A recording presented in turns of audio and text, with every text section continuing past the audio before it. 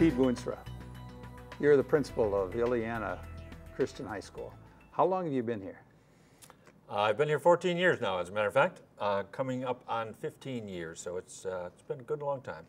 So you know not only Illiana Christian High School, but the community and how Illiana fits into this community. Talk about that for just a minute, because Illiana has been a part of this community for a long period of time. It has been. Illiana's been here for 65 plus years. I am somewhat familiar, having been here for 14 years. I feel like I am just starting to belong here. Yes, Illiana's been a significant part of this community for a very long time. I did my student teaching here, as a matter of fact, way back in the early 80s, I think it was. So I'm also familiar with Illiana from ancient history. And a lot of Illiana's meant a lot to this community and continues to mean a lot to this community, and has sort of served as a hub in many ways for not only the Lansing area, but I think for the larger area from DeMott to the south, as well as into the city. So it's understandable then why there is a great deal of interest when a decision is made that Illiana Christian High is now going to move out of the area. Can you talk a little bit about what went into that process of thinking and deciding? Sure. And first I want to correct you, actually, because I think that's central to the issue. Illiana is not moving out of the area. Illiana is moving in the area. The area, as a matter of fact, is the larger area that Illiana has been serving for many, many years, and that area has been getting larger and larger from one year to the next.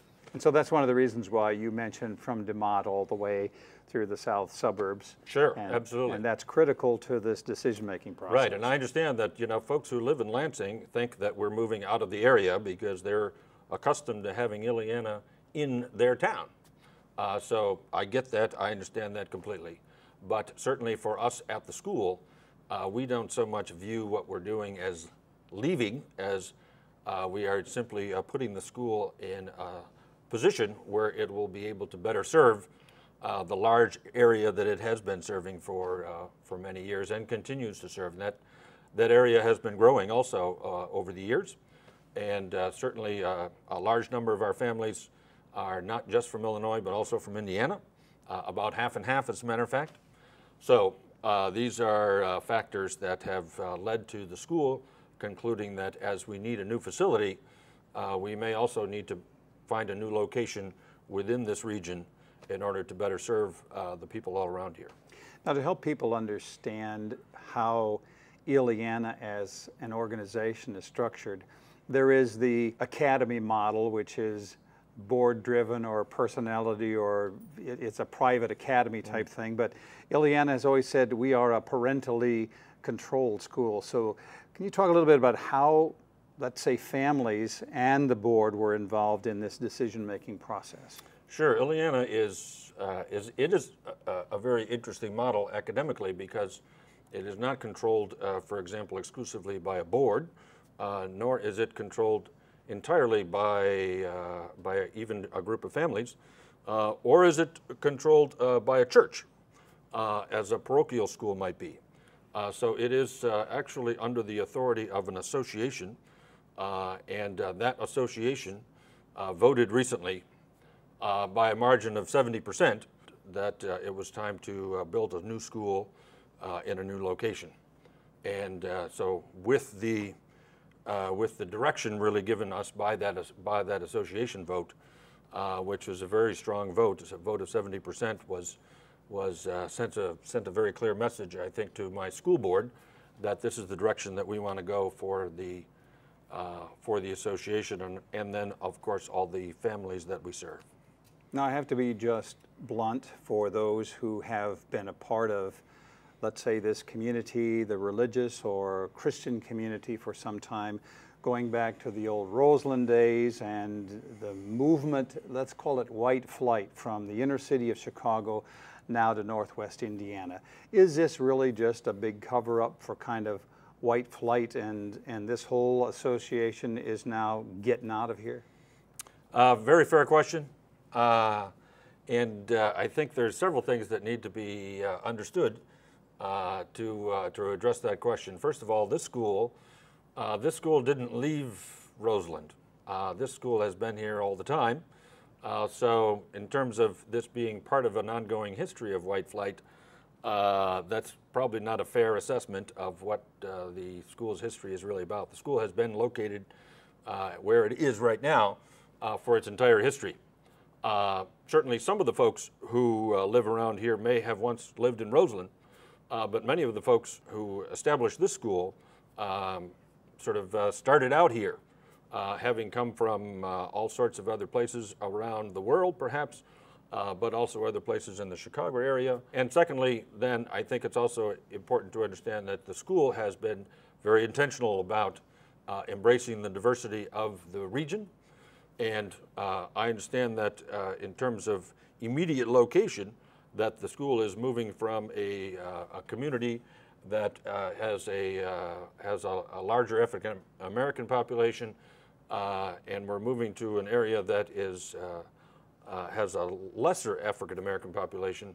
But that's not really the plan. The plan is to find a strategic location in this region so we can better serve all of these families. And one of the things we're doing, in fact, to make sure that we don't lose the diversity of the school, which we consider to be part of its treasure, is trying to develop transportation opportunities when we move this campus to make sure that everybody will be able to continue to participate in the new campus in its new location. There are so many more questions that we could ask about that, but you've mentioned now several times when we move, we are moving, and we're going to Northwest Indiana.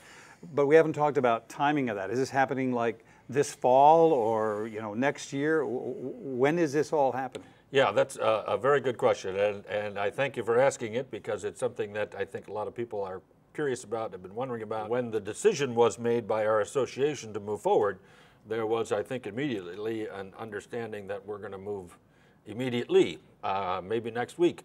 But obviously, this is going to take a lot more work, and we're not going to be able to do that overnight. We do have some committees that are working pretty aggressively, but these kind of things take time. So we know that in order to develop the kind of capital that would be needed in order to build a new facility, and we're talking millions of dollars here, that's going to take some time in itself.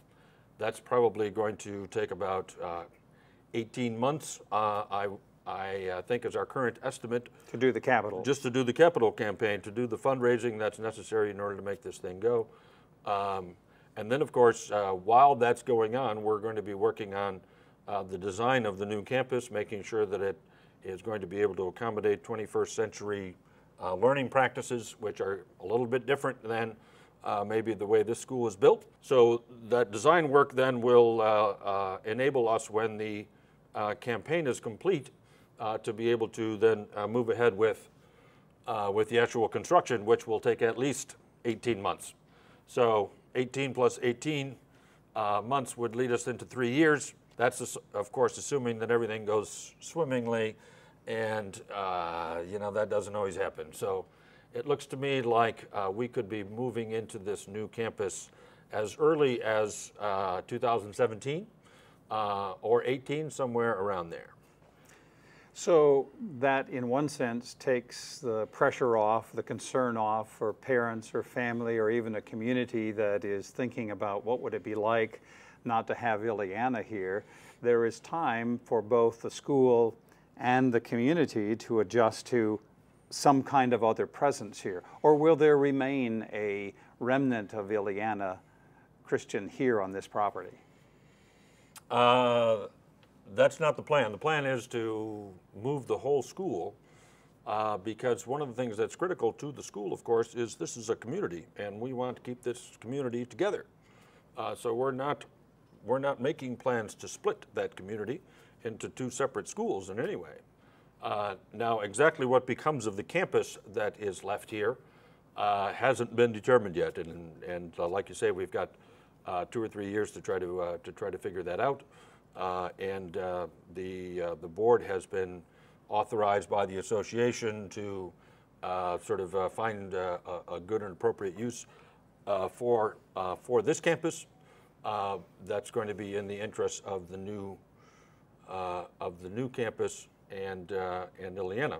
But I do want to make the important point that our intention is to make sure that the school stays together. It's critical for us to make sure that that we don't leave anybody behind, but that we take everybody with us.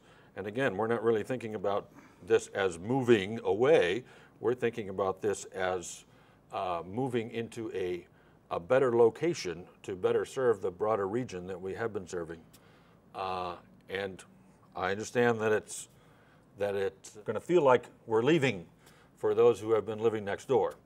But in fact, our intention is to make sure that we're going to be able to better serve everybody by having a new campus. And maybe that's an important point to make as well, that we're not just moving this building to a different place. We're going to be building a new building. The moving of the school community, it's not moving buildings, you're constructing a new building, but what's left behind? Well, and left behind, of course, so in a way, what we're hoping is that nobody's left behind. I understand that we'll be leaving a campus behind, but Illiana is not this campus. Illiana is the people, the teachers, the association, the community that has had its hub here, but that is now going to find a new location, and that's still, however, going to be. It's very much a part of our plan to make sure that that's going to be part of the same community. That community is going to be gathering in a different place. Now, Mr. Boonstra, you've been the principal for 14 years here, and it's partly your job to make the school look good, both to its constituency and its community. But I just need to ask you this question. Is this kind of a survival technique for the school? You have to move because you're dying? Is this truly an educational strategy? How do you respond to, may I say, the cynics who say, if you don't move, you're going to die? That's a fair understanding of the dilemma that we face. I don't think it's quite as stark as if you move, you're going to die. But certainly, I think those who envisioned this new campus saw in it that there is a certain element of, we need to do things differently. We need to do things significantly differently in a new location in order to sort of breathe new life into this school that has been serving well, that has been educating young men and women to serve the Lord in many different ways.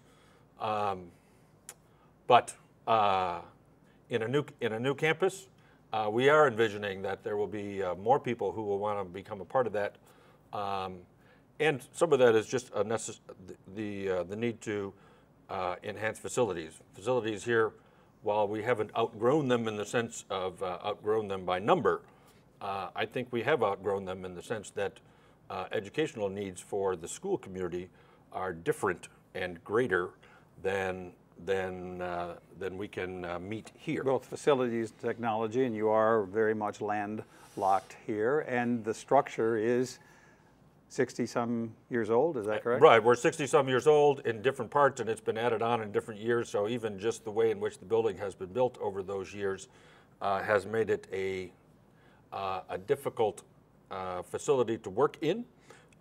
Even just flow around the building doesn't always go smoothly, but probably our struggles have been greater in some other areas. Being landlocked, we're located here on something like 8 acres of property, and trying to run a 500, 600 student high school on 8 acres of property is a very big challenge, particularly for athletic fields. So as I think people who are familiar with Illiana and the community know, we have a great track team. Some kids from our track team just set a state record, but we don't have a track.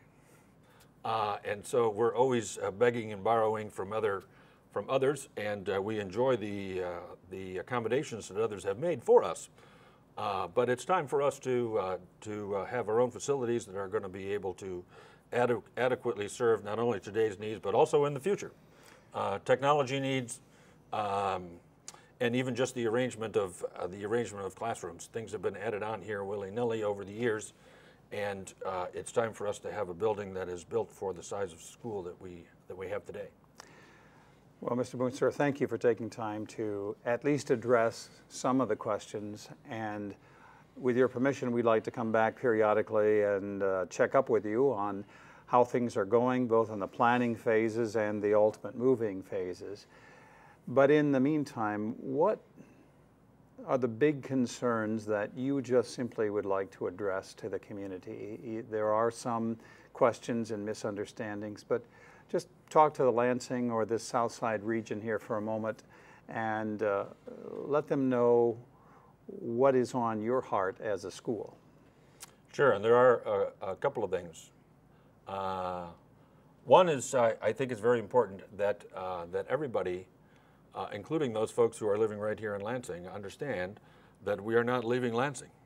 I understand that the building is going to be in a different location and is not going to be in Lansing and is probably not even going to be in Illinois. But from our perspective, we are still going to be serving the people of Lansing. We are still going to be serving the people of South Holland, Calumet City, and those areas, as well as the people of Crown Point and St. John and other areas in Indiana and south of Lansing. So the main message that I want to convey to the people of Lansing is that we're still going to be a Christian school that hopes to serve the residents of Lansing and people that want a Christian education for their high school kids, even though we're not going to be next door neighbors anymore. And the second thing I also mentioned, obviously I'm looking forward to the support of people in this area. What we're doing is a very big, ambitious project, and we don't just want skeptics who are sitting on the sidelines, but we want people who are enthusiastic about this new vision for Christian education in the 21st century. And I would ask the people of Lansing to join us in this ambitious undertaking.